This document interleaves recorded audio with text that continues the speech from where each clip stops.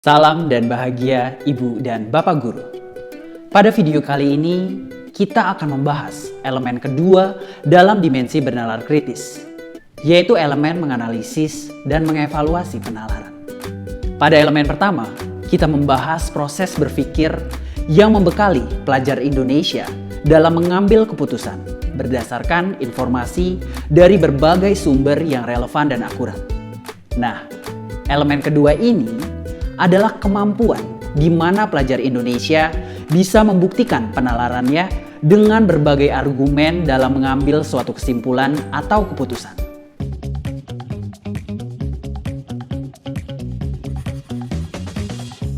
Ada orang tua yang pernah bercerita mengenai soal kuis matematika anaknya di kelas 2. Ia heran karena kuisnya hanya 3 soal dan menurutnya itu soal pembagian yang mudah. Namun uniknya, selain menjawab hasil pembagian, anaknya diminta menjelaskan alasan dari jawabannya. Dan ternyata anaknya bisa menjawab hasil pembagian, tapi tidak bisa memberikan alasan. Apa yang guru tersebut lakukan umumnya dikenal dengan istilah penalaran atau reasoning.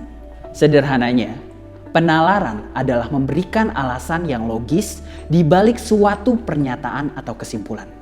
Tanpa adanya penalaran, guru tadi mungkin kesulitan membedakan mana yang paham, menghafal, atau mungkin hanya tebakan beruntung. Ia juga dapat melihat pada bagian mana murid mengalami kesulitan atau bahkan miskonsepsi. Bagaimana dengan ibu bapak? Pembelajaran seperti apa yang ibu bapak lakukan untuk mendorong murid memberikan penalarannya?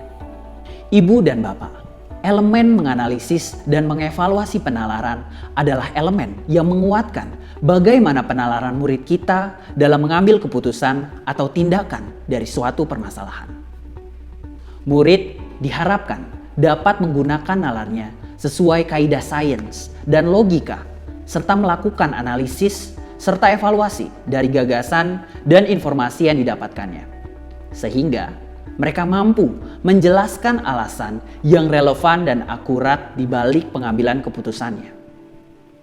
Kemampuan ini tentunya harus dibiasakan secara konsisten dalam setiap jenjang.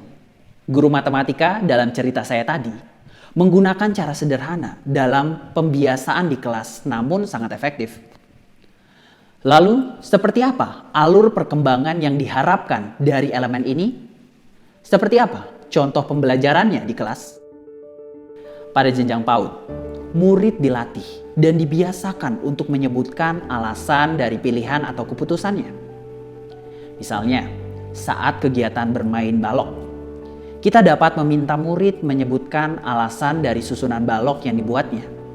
Mengapa ini penting? Karena saat murid memberikan alasan dari sebuah pilihan, disitulah letak proses berpikirnya. Tidak ada jawaban yang salah, karena tujuannya adalah murid dapat mengekspresikan pemikirannya. Jadi, kita harus menciptakan suasana agar murid merasa nyaman untuk berbicara. Jika menghadapi murid yang masih bingung, berikan pertanyaan tambahan yang bisa mendorong murid untuk berbicara. Cara ini bisa dilakukan untuk semua jenjang. Tinggal menyesuaikan bentuk pertanyaan dengan fase murid. Jangan sampai memaksa dan membuat mereka merasa tidak nyaman ya, ibu bapak. Jika hari ini belum berhasil, masih ada hari esok dan kegiatan lainnya untuk mendorong murid menyampaikan alasannya.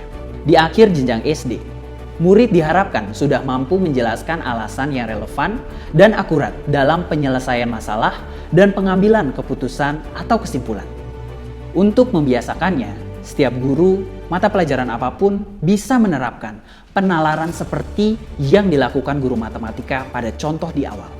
Baik pada kegiatan studi kasus, praktikum, proyek, observasi lingkungan, dan lain-lain. Biasakan murid kita tidak hanya sekedar menjawab, namun juga memberikan alasan dari jawabannya. Agar anak bisa menjawab, guru juga perlu kreatif dalam mengajukan pertanyaan. Hindari bentuk pertanyaan yang tertutup atau mengarahkan. Pada jenjang ini, murid juga sudah bisa dikenalkan pada data-data sederhana yang konkret, serta fungsinya dalam pengambilan kesimpulan. Seperti data pengamatan langsung, informasi dari wawancara, sumber yang terpercaya, dan sebagainya. Contohnya, murid melakukan studi kasus mengenai anak-anak yang tidak bisa bersekolah yang ada di lingkungannya. Mereka melakukan pengamatan serta mewawancarai narasumber terkait. Kemudian, mereka diajak memikirkan bantuan yang bisa mereka berikan kepada anak-anak tersebut. Cara-cara yang tadi disampaikan juga bisa berlaku untuk jenjang SMP dan SMA dengan tingkat kesulitan yang disesuaikan. Pada akhir jenjang SMP, murid juga diharapkan mampu membuktikan penalaran dengan berbagai argumen dalam mengambil suatu kesimpulan atau keputusan. Pembuktiannya bisa melalui survei, praktikum, atau melalui penelusuran informasi yang akurat dan relevan. Bisa disesuaikan dengan karakteristik mata pelajaran masing-masing. Salah satu cara pembelajaran yang bisa diterapkan adalah mengajak murid membuat hipotesis yang didasari dari pengetahuan awal murid atau hasil penelusuran awal. Misalnya, pada pembelajaran IPS, murid diminta mencari tahu potensi sumber daya, baik alam maupun potensi sosial, di daerahnya yang bisa meningkatkan kesejahteraan ekonomi masyarakat. Murid diajak membuat hipotesis, melakukan penelusuran, sampai akhirnya mendapat kesimpulan yang disertai bukti dan argumen yang mendukung. Contoh pembelajaran lain yang juga bisa diterapkan adalah kegiatan debat. Murid dibagi dalam kelompok pro dan kontra, kemudian diminta mengumpulkan data dan saling beradu argumen nantinya. Cara-cara seperti ini juga bisa berlaku untuk jenjang SD dan SMA dengan tingkat kesulitan yang disesuaikan.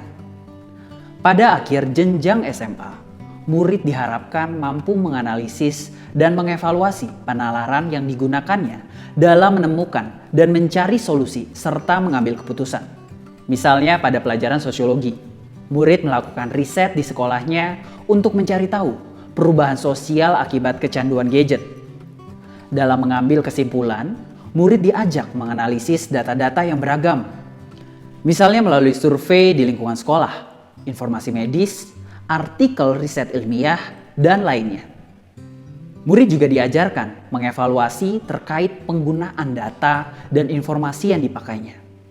Misalnya, apakah survei sudah mewakili murid di setiap kelas dan kelompok-kelompok murid di sekolah? Ini bisa dilatih dengan membuka ruang diskusi dan memberikan pertanyaan yang bisa memantik murid untuk berpikir. Termasuk juga menguji kredibilitas sumber yang dipakai, khususnya dari internet. Seperti sumber dari Wikipedia, portal berita, sosial media, blog pribadi, dan sebagainya. Dengan begitu, murid dapat belajar menemukan solusi dengan dasar ilmiah. Ibu dan Bapak Guru, pelajar yang bernalar kritis dapat mengambil keputusan menggunakan nalarnya sesuai dengan kaidah sains dan logika. Contoh-contoh yang tadi disebutkan, walaupun menggunakan mata pelajaran tertentu, membutuhkan keterampilan murid dalam disiplin ilmu yang lain. Mereka sadar, untuk mengatasi berbagai permasalahan, dibutuhkan ilmu pengetahuan. Murid pun tumbuh menjadi sosok yang menghargai ilmu. Sama halnya dengan ibu, bapak yang sedang belajar menerapkannya di kelas. Maka, murid juga sedang belajar dengan cara yang baru. Berilah mereka waktu untuk berpikir dan kesempatan untuk menyesuaikan diri. Bisa saja dalam kondisi tertentu kita perlu mundur ke alur perkembangan di fase sebelumnya. Tidak apa, yang penting kita dan murid berjalan maju secara konsisten. Selamat berproses, Ibu dan Bapak Guru hebat. Salam dan bahagia.